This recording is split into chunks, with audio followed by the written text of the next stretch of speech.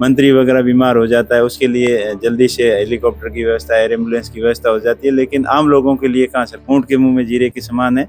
मृतकों को बड़ा पैकेज सरकार को बड़ा दिल रखते हुए देनी चाहिए, और एक अच्छी फैसिलिटी नहीं होना ये बहुत ही दुर्भाग्य की बात है। सर, एक दुखद हादसा हुआ है, आप अस्पताल जाके आए हैं, क्या कहेंगे? देखिए, सबसे पहले तो जो मृतक परिवारों के परिजनों को गहरी संवेदना व्यक्त करते हैं, और ईश्वर उनके परिवार को इस गहन दुख सहन करने की क्षमता प्रदान करे और घायलों को शीघ्र स्वस्थ होने की कामना करते हैं। देखिए, बहुत बड़ी दुर्घटना हुई है, और इस तरीके की घटना होना अभी बहुत ही हमारे समाज के लिए सभ्य नहीं है, क्योंकि ये सब व्यवस्थाओं के ऊपर सवाल है। घटनाएं तो होती रहती है, लेकिन आखिर ये दुर्घटनाएं कब रुकेगी, इसके प्रति जिम्मेदार कौन है? इनके ऊपर सख्त से सख्त कार्रवाई हो। जैसे बस को परमिट दिया है, बस का फिटनेस देने वाली कंपनी, बस बनाने वाली कंपनी, सुनने में आया कि नई बस है, सिर्फ इसको बने हुए हफ्ता 10 दिन ही हुए हैं, तो इस बस मैन्युफैक्चरिंग डिफेक्ट हो सकती है, और इसके फिटनेस सर्टिफिकेट देने वाले सबकी जिम्मेदारी बनती है कि इतनी गहरी घोर लापरवाही लोगों की जान के ऊपर आफत जैसे बनी है, तो ये भविष्य के अंदर इस प्रकार की घटनाओं की पुनरावृत्ति न हो, इसके लिए सख्त गाइडलाइन की पालना सरकार करवाए, और जो मैन्युफैक्चर कंपनी है और फिटनेस देने वाले अधिकारी हैं उनको भी जांच करके, वो दोषी हैं तो उनके ऊपर भी सख्त से सख्त कार्रवाई करे। और दूसरी बात है कि घायलों को यहाँ इतना दूर लेके आना पड़ा।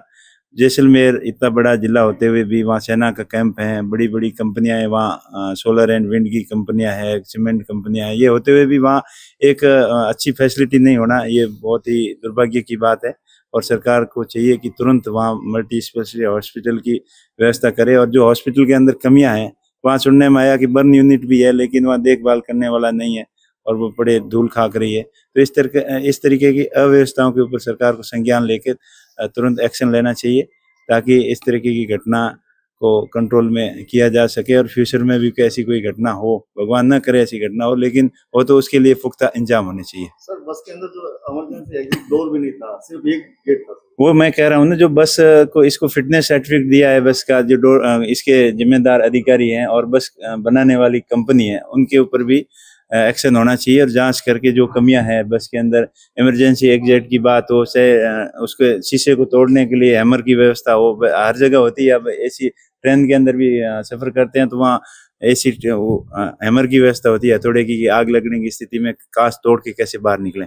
अगर वो फैसिलिटी होती तो शायद इतनी मौतें नहीं होती। सर, अगर इन लोगों को जो है एयर एम्बुलेंस की मदद से तुरंत लाया जाता तो और मदद मिल पाती। 300 किलोमीटर जो है गाड़ियों में लाया गया उनको डाल। बिल्कुल, मैं वही कह रहा हूँ, इन व्यवस्थाओं के ऊपर सरकार को एक्शन लेना चाहिए था। वहाँ सेना से भी मदद ले सकते थे, सेना के हेलीकॉप्टर वगैरह से भी ला सकते थे, लेकिन सरकार ने इसके प्रति गंभीरता नहीं दिखाई। सरकार तो अपने कोई मंत्री वगैरह बीमार हो जाता है उसके लिए जल्दी से हेलीकॉप्टर की व्यवस्था, एयर एम्बुलेंस की व्यवस्था हो जाती है, लेकिन आम लोगों के लिए कहाँ सरकार का ऊपर ध्यान ही नहीं जा रहा है। ये तो लापरवाही है, उनको फैसिलिटी करनी चाहिए थी। सरकार को इसमें मृतकों को कोई मुआवजे की भी घोषणा नहीं की है। प्रधानमंत्री की तरफ से 2 लाख रुपए मृतकों को और 50,000 घायलों की घोषणा की, वो बिल्कुल ऊँट के मुंह में जीरे के समान है।